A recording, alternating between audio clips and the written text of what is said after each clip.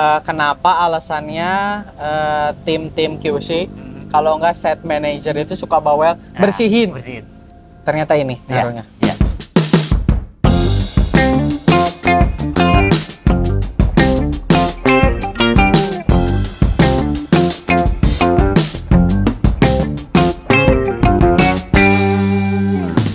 Assalamualaikum warahmatullahi wabarakatuh, sahabat Sikon semuanya yang ada di seluruh Indonesia. Apa kabar semuanya? Pak Roni sehat? Alhamdulillah. Oh, salaman dulu. Sehat? Alhamdulillah. Oke, buat kameramen juga insya Allah sehat. Kapi Muhammad.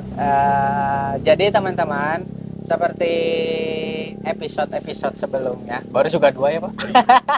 Tapi kita anggap kita akan selalu produktif dan akan selalu keterkaitan antara episode-episode sebelumnya. Jadi sebelumnya itu teman-teman, aku Mangki dan ini Pak Roni sebagai surveyor juga. Kebetulan episode kali ini kita akan ngebahas masalah Sikuan.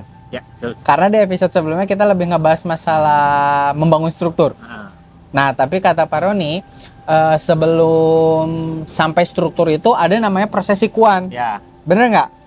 Lebih detailnya ke marking ya. Nah, marking. Nah, hal itu kan perlu kita sama-sama belajar. Boleh. Maksudnya jangan sampai kita cuma sekedar membangun, tapi ternyata prosesnya tuh ada juga namanya Sikuan. Iya, betul. Nah, boleh kali sepil-sepil kita yang ngobrol cerita di sini tentang Sikuan itu apa sih, Pak? Boleh.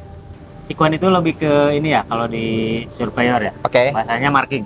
Oh, bahasanya marking, bukan bahasanya marking. Sikuan, bukan. Oh, Sikuan teh? Sikuan itu lebih ke marking Mas. Oh, oke, sorry. Tapi Terus? marking itu kan banyak ya jenisnya. Kalau di surveyor jalan sama building itu kan beda-beda. Cara markingnya itu beda-beda. Oke. Kalau di bangunan ya lebih ke sikuannya itu sendiri. Oke. Karena kan bangunan itu ada yang nyiku, tapi ada juga yang enggak.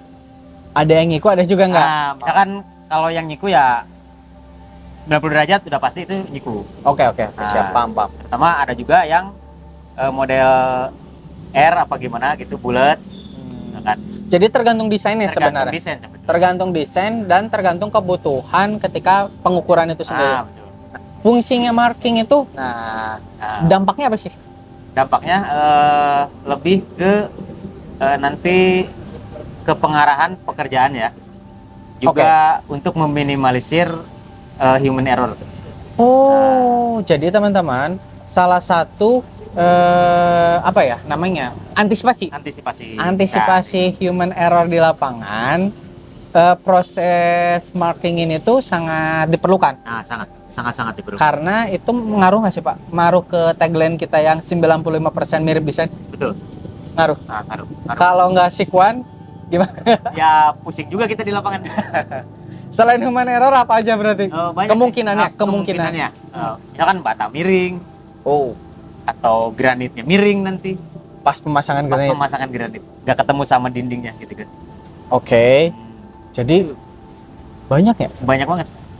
Mulai dari pondasi kita sampai finishing nanti. Bahkan saling berhubungan dia. Berarti kalau si marking ini tuh tiap mau melakukan sesuatu pasti di marking ulang. Ya. Jadi sebelum pengerjaan di marking. Ya. Setelah pengerjaan di marking lagi. Enggak. Mungkin lebih mengikuti ya kalau pekerjaan. Oke. Mengikuti markingan itu sendiri. Oh, jadi habis pengerjaan mah ya udah pengerjaan udah biarin selesai. Berarti selesai markingnya. Ya. Oh, gitu. Alatnya sendiri apa aja sih? Alat banyak sih.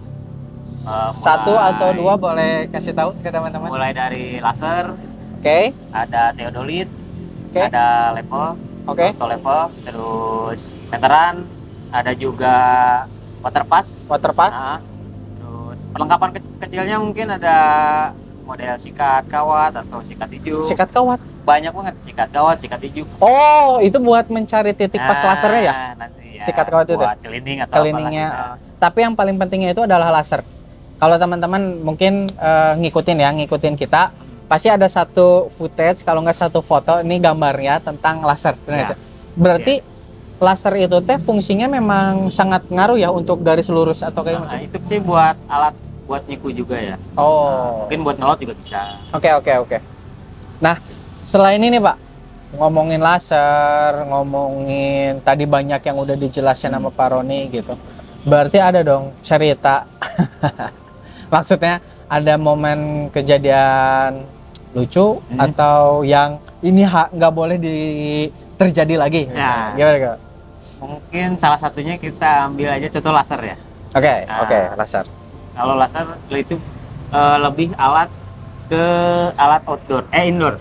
Oke, laser alat indoor, siap. Karena kan kalau di luar kena cahaya matahari dia nggak kelihatan. Berarti pakai apa kalau yang? Kalau di luar pakainya teodolit. Teodolin. Oke.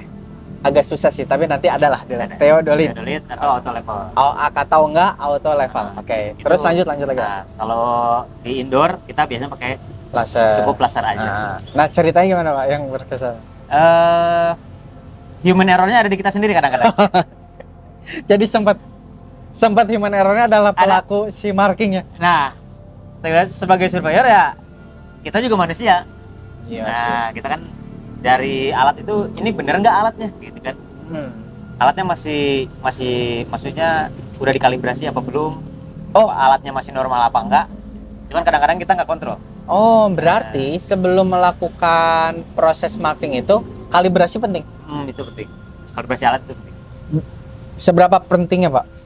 Apakah misalnya gini, takutnya kan dari proyek satu nih, misalnya kita proyek dari kota A langsung ke kota B, apakah masih sama ini nggak usah dikalibrasi atau tetap harus kalibrasi? Ya paling kita ngecek berkala sih. Ngecek berkala. Ya pribadi aja sendiri ngecek berkala.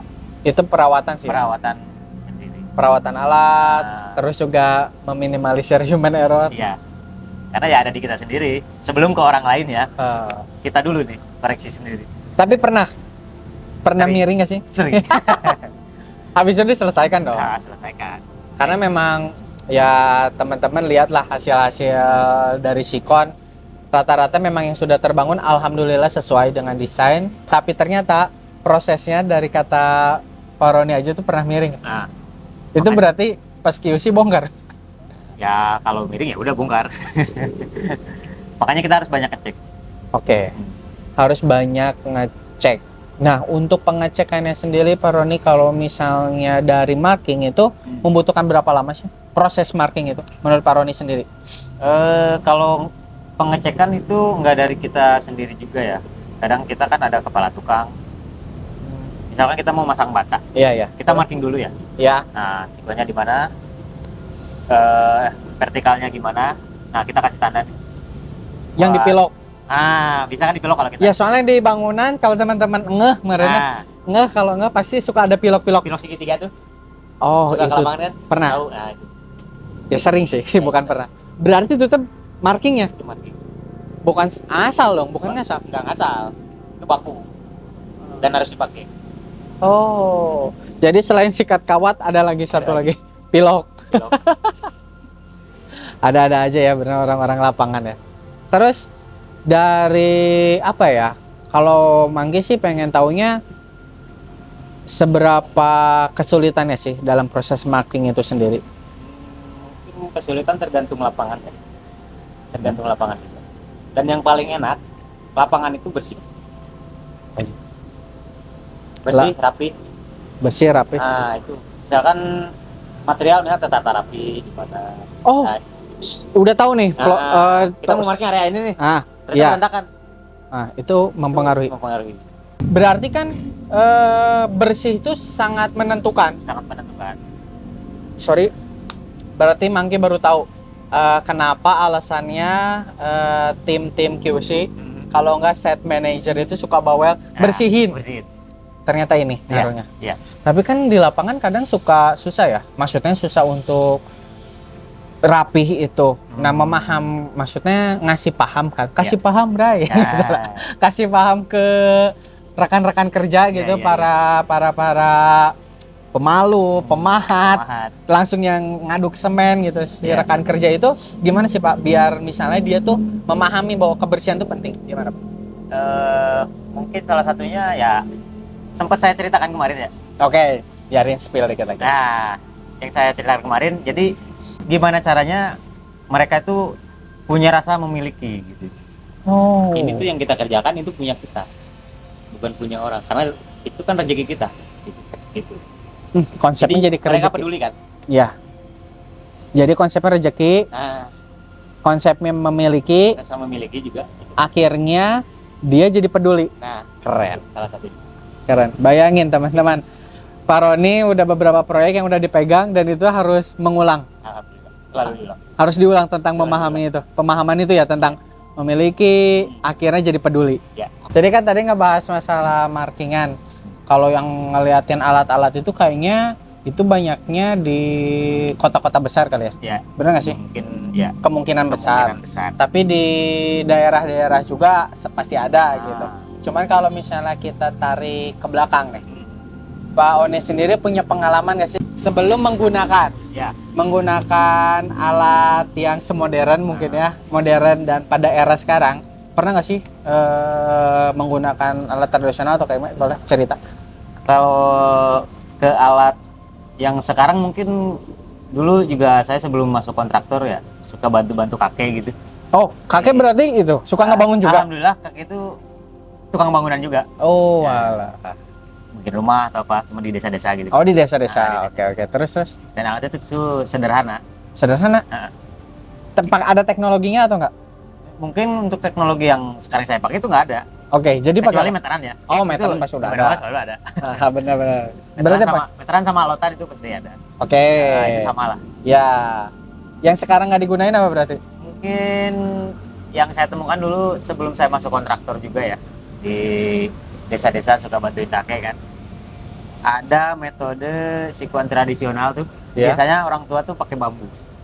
Bentar. Nah. Bambu. Ya bambu panjang. Bambu panjang. Ah, bambu panjang biasa. Di gimana itu, Pak? Dipakai buat sikuan, nyiku bangunan. Itu dipakai untuk sikuan. Ah. Dan Enggak. kebetulan mungkin dulu karena saya belum masuk dunia pekerjaan Iya. seperti sekarang, saya belum mengerti, belum paham gitu. Hmm. Jadi memang saya bingung itu gimana cara pakainya. Terus sempat, berarti penyesuaiannya lumayan itu dong. Lumayan ini. Nah, tapi apakah valid itu lurus atau enggak?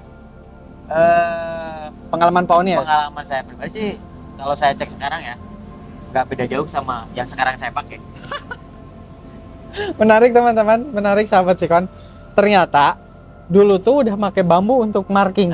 Kalau sekarang udah tadi alatnya dijelasin sama Pak Oni ya, ada laser, ada apa lagi Pak? Ada teodolit, gitu. auto lepal. Tapi zaman dulu tuh pakai bambu, bayangin teman-teman. Tapi masih tetap valid lurusnya Masih valid. dan gak menyon. Mungkin kalau miring-miring itu ada olotan juga ya, sama ya. Olotan itu sama. Tapi Kalau vertikal. minim lah. Nah, minim lah. Anjir. Kalau tukang yang benar-benar tukang. Kebayang gitu loh Pak, maksudnya zaman dulu aja yang belum mengenal sebuah alat kayak sekarang gitu kan, mungkin udah mengenal, cuman Ya. kan hanya beberapa daerah lah gitu. Aku juga nggak mau, Manggi juga nggak mau mendiskreditkan ya suatu daerah. Ya. Cuman ternyata pengalaman Pak Roni aja tuh menjawab gitu. Ya. Dulu aja tuh pakai bambu, Nah, dulu tuh pakai bambu, cuma bambu.